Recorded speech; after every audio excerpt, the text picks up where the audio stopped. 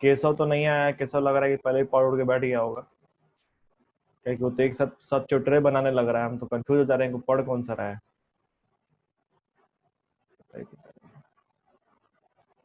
अच्छा, आपके किताब के पीछे में स्कैनर दिया हुआ है, पता है सारे लोगों को? Yes sir. हाँ, आपके आपके बुक में लास्ट में स्कैनर गिवन है, स्कैनर में सारे एग्जाम क्वेश्चंस होते हैं, ठीक है? तो उसको भी बनाते चलिएगा जो जो चैप्टर आप कंप्लीट कर ले रहे हैं, ताकि आपको आइडिया लगे कि आप एग्जाम क्वेश्चंस हिट कर पा रहे हैं कि नहीं कर पा रहे हैं, कि कहाँ दिक्कत हो रहा है, ठीक है? चैप्टर्स के लास्ट में सर? बुक के लास्ट में, बुक के लास्ट में, ठीक है? अब बाकी जहाँ प्राइसिंग लिखी, हम्म, जहाँ प्राइसिंग लिखी होती है सर? पीछे पीछे एकदम बैक पोर्शन में, जहाँ पे सीडी दिया है ना साथ में, वहाँ पे स्कैनर मिलेगा तुमको। अरे अनूप तुम्हारा पुराना एडिशन है। ये 2018 ही वाला है। 18 वाले में भी दिया होगा, लेकिन 18 वाले में दिक्कत क्या है ना बाबू, पुराने एडिशन पढ़ने में रिस्क है, उसमें कितना चीज होगा जो आपको पढ़ना ही नहीं होगा। तो नहीं, स्कैन करके लिंक भेज देना जरा। सर मेरे में तो है ही नहीं नहीं। कर रहे, फोटो है। अच्छा ठीक है, चलो हम देखते हैं, नहीं होगा तो हम पीडीएफ दे देंगे। सर इस बुक में सर जान सकते हैं, स्कैनर जो स्कैन करके आता है ना, वो दे दिया है सर, क्वेश्चन उस टाइप का स्कैनर लिख के और चैप्टर वाइज क्वेश्चन दे दिया है। देखिए, हम लोग को जर्नल एंट्री सीखना है, journal entry for disease partner share of profit. अब ये एंट्री भी दो केस पे डिपेंड करता है, ठीक है? केस 1 और केस 2, ये सिचुएशन आपको एनालाइज करना पड़ेगा केसेस के हिसाब से। क्या मेरी आवाज आ रही है आप लोगों को? Yes sir. ठीक है। अचानक से सब चुप हो गए, हम बोले ऐसा नहीं, नेटवर्क चला गया हो। तो देखो, केस 1 क्या है कि when new profit sharing ratio PSR of remaining partners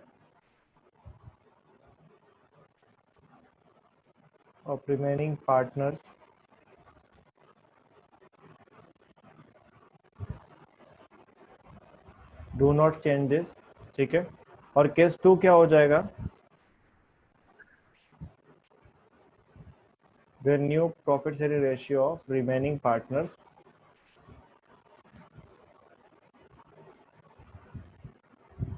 changes। इसका मतलब क्या हुआ? इसका मतलब ये हुआ कि से फॉर एग्जांपल, अगर मान लो ए बी सी पार्टनर्स थे 2:2:1 में, ठीक है? सी डाइड, सी क्या हो जा रहा है? मर जा रहा है। तो जो न्यू रेशियो है, न्यू पीएसआर जो होगा ए और बी का, सी के मरने के बाद ऑटोमेटिक कितना हो गया? 2:2, यानी इसमें कोई चेंज नहीं हो रहा है। बात समझ रहे हैं? जितना ए और बी का पहले आपस में था वही भी क्या हो रहा है, अभी भी कंटिन्यू रह जा रहा है। कितना ए और बी के आपस में कितना रह गया? 2:2। लेकिन केस टू क्या हो गया? क्या चीज?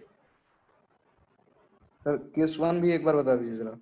बता रहे हैं, अभी केस 2 देखो, अपने आप केस 1 क्लियर हो जाएगा। अगर हम बोल रहे हैं कि ए बी सी पार्टनर है, ठीक है, 2:2:1 में, और सी मर गया, सी क्या हो गया? मर गया। और ए और बी अपना नया पीएसआर जो है, new PSR of A and B, तो ए और बी अब बोल रहे हैं कि हम लोग आपस में बांटेंगे किस में? 3:2 में। तो यहाँ पे ए और बी का जो आपस का रेशियो था पहले, वो अब चेंज हो गया ना? पहले 2:2 था, लेकिन अब कितना हो गया? 3:2। 3:2। केस 1 में क्या हुआ है कि आपस का जो रेशियो था ए और बी का, वो एज इट इज पहले भी 2:2 था, अभी भी कितना है? 2:2 है। 2 है, ठीक है? तो ये केस के ऊपर डिपेंड करेगा disease partners share of profit की जर्नल एंट्री। बात समझ रहे हैं? इसलिए सारा चीज हम एक साथ नहीं पढ़ाए थे, कैलकुलेशन आप पढ़ लिए हैं, आज हम लोग को एंट्री पे खास फोकस करना है। तो आपको ये चेक कर लेना होगा क्वेश्चन में कि केस 1 दिया है कि केस 2 दिया है। अगर कुछ भी नहीं लिखा है तो केस 1 होगा, ठीक है? और अगर साथ में कुछ लिखा है कि भाई ए और बी का नया रेशियो ये, ठीक है, जैसे मान लो 2:2 में थे तो आपको बोल दिया 5:3 या 3:2 या 4:6, ठीक है, इस तरीके से, तब आपका केस 2 अप्लीकेबल होगा। क्लियर है? Yes sir. ठीक है, अब केस 1 में क्या एंट्री होगी और केस 2 में क्या एंट्री होगी, लेट्स सी। एक सेकेंड, एक पेज भी ऐड कर लेते हैं, दिक्कत होता है ऐड करने में।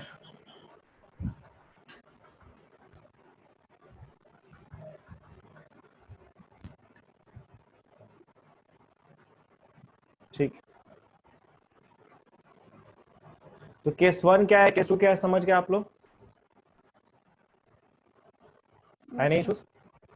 ओके, तो अगर केस 1 दिया हुआ, केस 1 दिया हुआ है, ठीक है, तो केस 1 दिया हुआ है तो डिसीज पार्टनर का अगर शेयर ऑफ प्रॉफिट निकलता है तो क्या निकलता है, शेयर ऑफ लॉस, या तो निकलता है शेयर ऑफ प्रॉफिट या क्या निकलता है, शेयर ऑफ लॉस। ठीक है, तो अगर डिसीज पार्टनर का प्रॉफिट निकल रहा है, मतलब डिसीज पार्टनर को प्रॉफिट का हिस्सा देना है, तो यहाँ पे एंट्री होगी आपकी profit and loss, sorry profit and loss,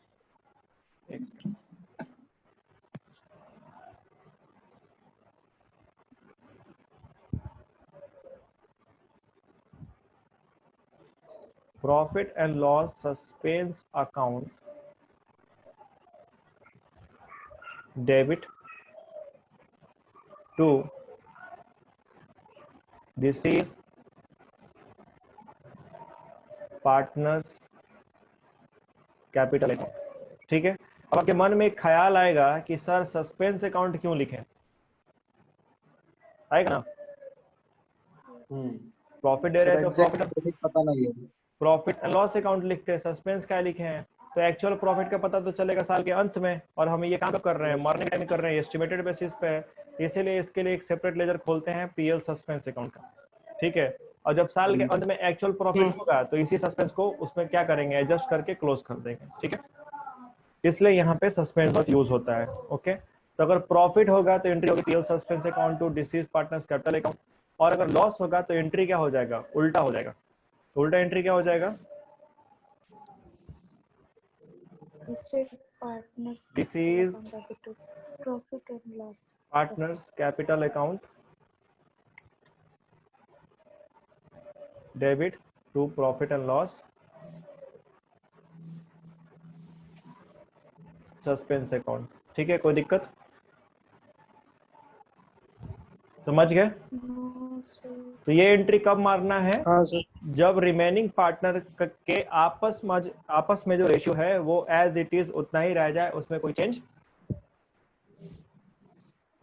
हो कि ना हो, ना हो। जैसे आपका सिंपल XYZ अगर पार्टनर्स थे 3:2:1 में, और अगर A मर गया, सपोज X मर गया, X डाइड, तो Y और Z का जो एग्जिस्टिंग रेशियो है वो 2:1 ही है, इसमें कोई चेंज नहीं है, तब आप ऐसे एंट्री करेंगे।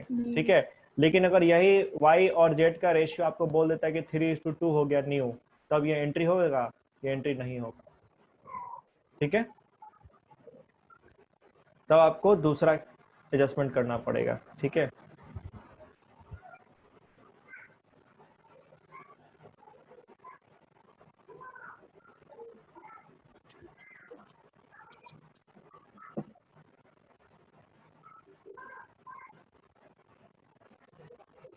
ओके, तो अब आते हैं हम लोग किस में, केस 2 में। फिर से देख लीजिए केस 2 क्या था, केस 2 था कि जब न्यू PSR जो हो रिमेनिंग पार्टनर का वो क्या हो जाए, चेंज हो जाए। ठीक है, जैसे AB का पहले 2:2 था, कितना हो गया, 3:2 हो गया है, तो ऐसे केस में फिर एंट्री अलग होगी। ठीक है, ये केस 1 के लिए एंट्री था। अब केस 2 का देखते हैं। जैसे केस 1 में आप क्वेश्चन कल सॉल्व किए होंगे, कल क्वेश्चन आप लोग बनाए हैं ना, अमाउंट निकाला है ना सारे केस में? हाँ, तो देखिए बुक में एक second, death of a partner,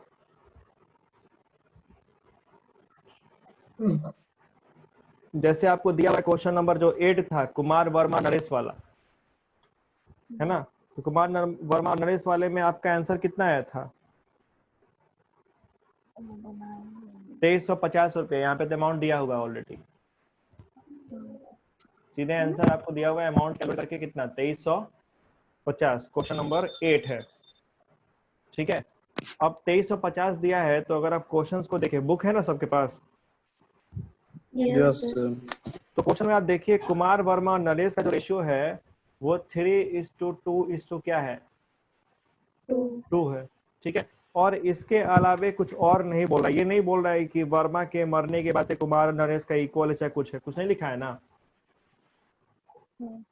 यानी कि वर्मा के मरने के बाद अगर कुमार, वर्मा और नरेश, ठीक है, तो अगर वर्मा जी चले गए ऊपर, उनका ऊपर का टिकट कट गया, ठीक है, तो कुमार और नरेश का एज इट इज आपस का 3:2 ही है रेशियो, इसमें कोई चेंज नहीं आएगा। नहीं है। और वर्मा जी का पैसा कितना बना है, तो वर्मा जी का पैसा बन रहा है 2350 रुपया। तो इसके लिए आप सीधे एंट्री क्या कर देंगे, profit and loss, suspense account debit 2350, और क्रेडिट कर देंगे किसको, वर्मा जी वर्मास कैपिटल अकाउंट। डिसीज में भी लिखना पड़ेगा ना जी कि कौन गया ऊपर, ठीक है। तो वहाँ पे डिसीज का मतलब क्या हुआ कि जो मरा हुआ पार्टनर है उसका नाम लिखना है। तो वर्मा जी गए तो वर्मास कैपिटल अकाउंट, समझ गए। यही लॉस होता तो एंट्री क्या होती, वर्मास capital account debit to profit and loss suspense account. ठीक है, कोई दिक्कत? ओके,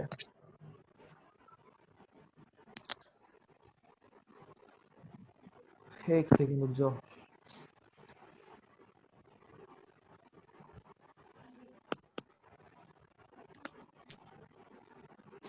ठीक है, अब देखिए क्वेश्चन नंबर 11 थोड़ा देखिए,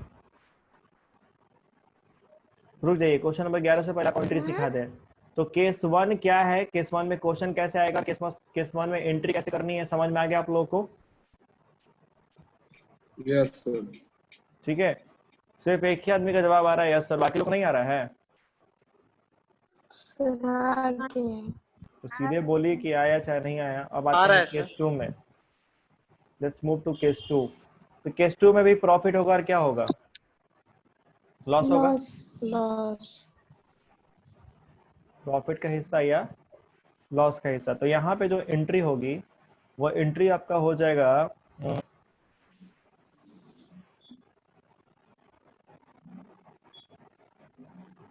अगर प्रॉफिट होता है तो remaining partners capital account debit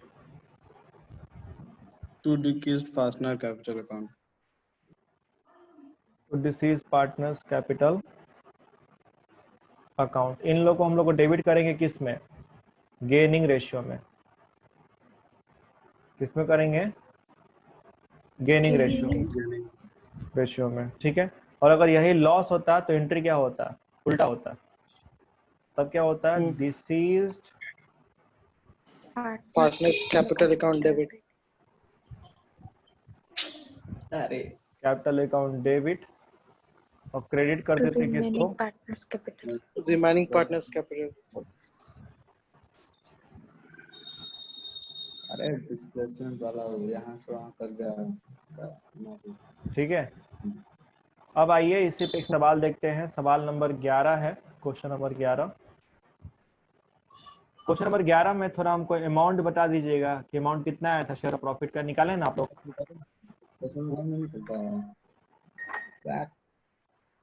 11 में अमाउंट निकाला है सब ना, Yes, sir. कितना आया था अमाउंट, 1,20,000. 1,20,000। कौन गया ऊपर, वाई गया है ना। प्रॉफिट आ रहा है कि लॉस आ रहा है, Profit. ऐसे ही बैठ के बात कौन कर रहा है जी, अनूप? बात सही। अरे सॉरी सर। क्लास में बैठे बैठे कहाँ तुम लग गया है? अरे वो सर बहन का क्वेश्चन था। तो वाई जो शेयर ऑफ प्रॉफिट जो है वो निकल के आ रहा है कितना, 1,60,000। ये सारे कैलकुलेट किए थे ना? 20,000. हाँ 20,000. तो ठीक है, रुको। 1,20,000 है। हाँ भाई रुक जाओ, मिटकाने में टाइम लगता है, ऑनलाइन है। एक सेकेंड, यहाँ पे पेन रबर कटर सब है, लेकिन 4 बार इधर टिपो 4 बार उधर टिपो तब जाके होगा। अभी ऑफलाइन क्लास आप लोग का चल रहा होता है ना, तो अभी तक पार्टनरशिप हम लोग पूरा खत्म कर दिए होते कब का। ऑनलाइन के चक्कर में दिमाग का दही हो चुका है। खैर, तो 11 नंबर क्वेश्चन है।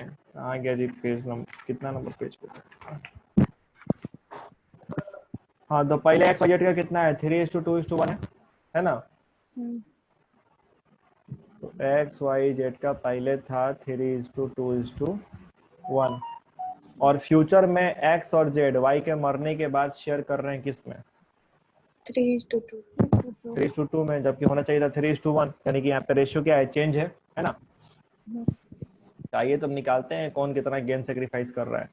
ठीक है, गेनिंग रेशियो देखते हैं क्या हो रहा है।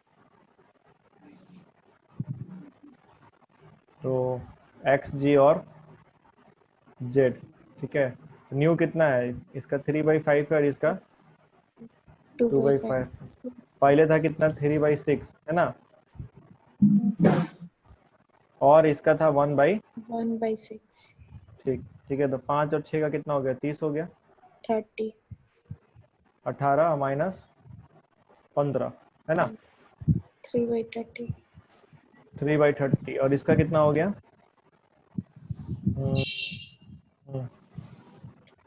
12 माइनस 5 है ना?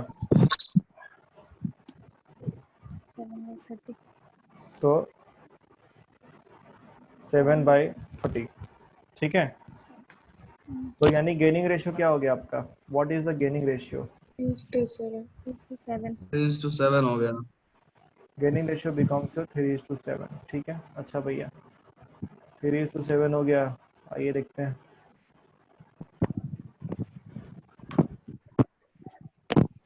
तो x कितना गेन कर रहा है? x गेन कर रहा है तुम्हारा, देखो 1,20,000 अमाउंट हो रहा है ना? तो 1,20,000 का 3/7 है ना? 3/10 कर एक हो जाएगा कितना? 7/10। 3:7 क्या किया है सर? 3:10 क्यों किया है? तो रेशियो 3:7 ही में हुआ। हाँ हाँ। ठीक है, तो 3:7 में बांटोगे तो 3/10 और 7/10 नहीं होगा? अरे स्कूल में पढ़ के इसका गेनिंग जैसे खराब हो गया। हाँ, स्कूल में पढ़ लिया है यार। क्या हुआ? स्कूल के क्लास में बैठा था क्या? हाँ सर। आज आज बैठा था सर गेनिंग रेशियो में। तो 12/7 हो गया 84। बाबू देखो, बात समझो सब। स्कूल वाला समझ में आएगा तबे वहां पे दिमाग लगाना है। तो चुपचाप एक कान से सुनने, एक कान से निकाल देना। ना तो अगर पढ़ने के बाद बर्बाद किए सब, तो उसका ठेका हम नहीं लेंगे। क्योंकि हर बार जहाँ 3-4 जगह दिमाग लगाने पे अच्छा स्टूडेंट लोग हम लोग देखे हैं कि मैं क्या है, और उसका से फिर समझ में नहीं आता है कि इधर का भी ज्ञान उधर का भी ज्ञान खड़ा हो जाता है।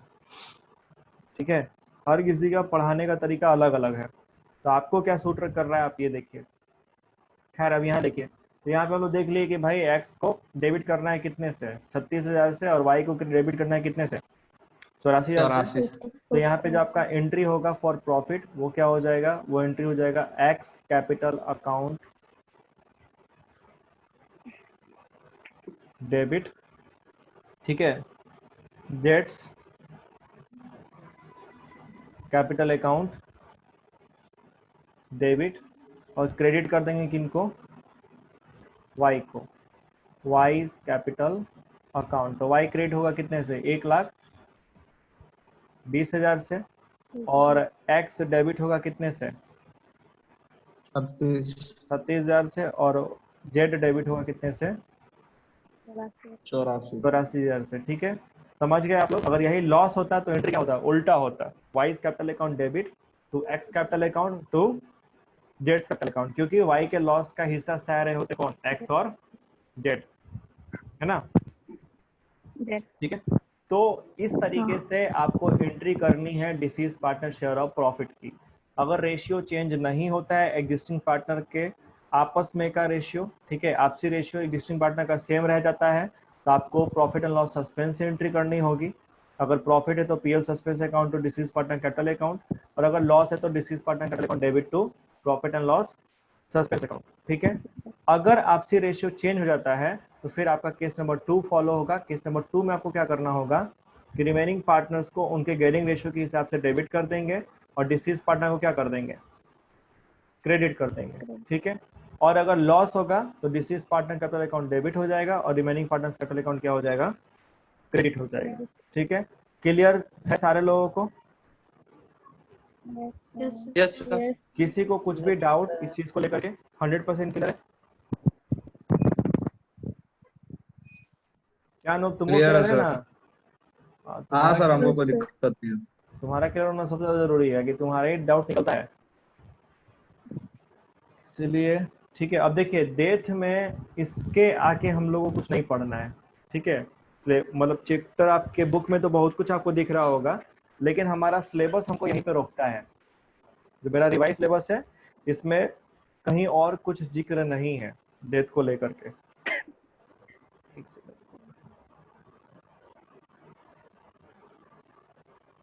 सर सिर्फ इतना ही टॉपिक पर। हाँ, डेथ में हम लोग को बस यही पढ़ना है। डेथ में हम लोग को यही सीखना है कि अमाउंट कैलकुलेट कैसे होता है। ठीक है, यहाँ पे देखिए calculation of deceased partner share of profit दे रहा है till the death of death. इसके बाद से आपका शुरू हो गया है क्या, इसके बाद से आपका शुरू है डिसोल्यूशन, है ना? ठीक है, तो इसके आगे सर आप ऊपर में भी तो सर है सर, क्या चीज, ऊपर में भी तो है sir, effect of retirement, death of a partner on change in PSR. क्या चीज? सर सब ऊपर में देखें sir, retirement and death of a partner topic के बाद जो दिया है उसमें लिखा नहीं है सर, अरे यहाँ डेथ ऑफ ए देखो ना, पार्टनर यहाँ ऑन देखो चेंज ना, इन PSR.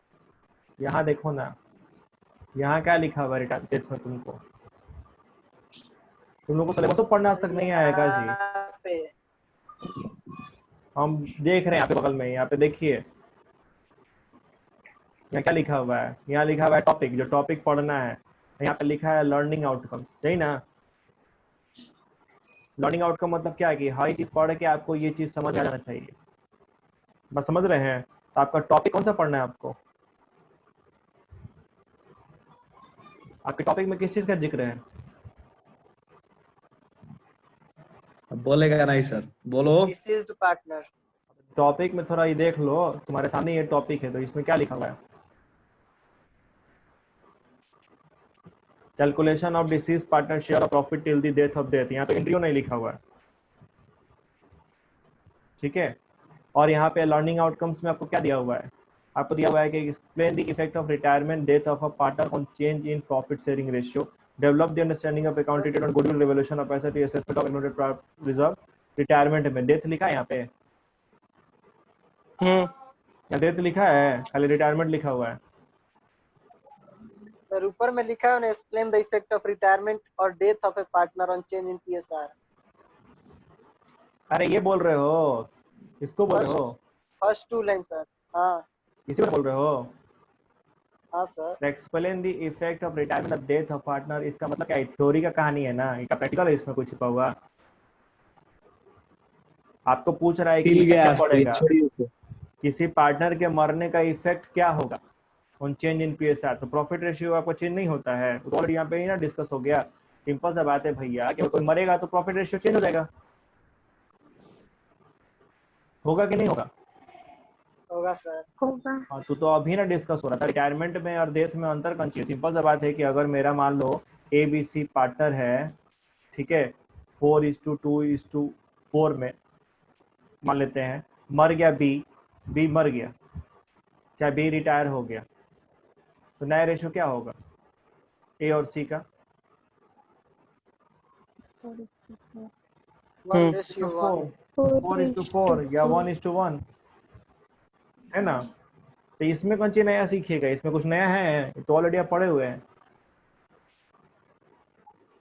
Is there anything new that you are going to learn here? बताइए हमको, कुछ भी नया है इसमें? नहीं sir. The calculation of PSR in retirement as well as in death, the treatment is same. ठीक है, जैसे रिटायरमेंट में आप निकालते हैं वैसे ही किसमें निकालेंगे? डेथ में कोई चेंज नहीं है, there is no change at all, कोई चेंज है ही नहीं। तो फिर इसमें क्या पढ़ोगे बताओ? बाकी आपके सिलेबस में कुछ और दिया नहीं है, तो जो दिया ही नहीं है तो पढ़ के क्या करोगे? जो दिया है वो तो उसी में परेशान हो लोग। ठीक है, तो आप टेक्निकली यहाँ तक खत्म कर लिए हैं अपना सिलेबस। अब आपको पढ़ना है डिसोल्यूशन अगले क्लास से। डिसोल्यूशन में सब कुछ पढ़ना है। ठीक है, जितना कुछ आपके सिलेबस में पहले था वो सारा चीज अभी भी है, कोई उसमें डिडक्शन नहीं किया गया है। ठीक है, ना डिसोल्यूशन में ना ही चेंज इन पीएसआर में, जो 2 चैप्टर बचे हुए हैं पार्टनरशिप के। ठीक है, जिसको हम लोग अगले क्लास से क्या करेंगे, कंटिन्यू करेंगे। तो आपका आज का होमवर्क यही है कि जो आपने कल अमाउंट कैलकुलेट करे थे और उसमें जर्नल एंट्री बोला था ना करने के लिए, हाँ सर। Yes, sir. ठीक है, तो जर्नल एंट्री वाला काम आज क्या करना है, निपटा लेना है। अपने कॉपी में जर्नल एंट्री कर लीजिए। ठीक है, और सर इसका पीडीएफ भेज दीजिएगा। पीडीएफ तो भेज ही देंगे, क्लास खत्म होगा भी भेज देंगे। ठीक है, तो जर्नल एंट्री कर लीजिए। और डेथ का कहानी क्या हो गया, खत्म है। खत्म। इसके अलावा और कुछ नया नहीं है। जो हमारा रिवाइज सिलेबस हम उसी के हिसाब से पढ़ेंगे ना।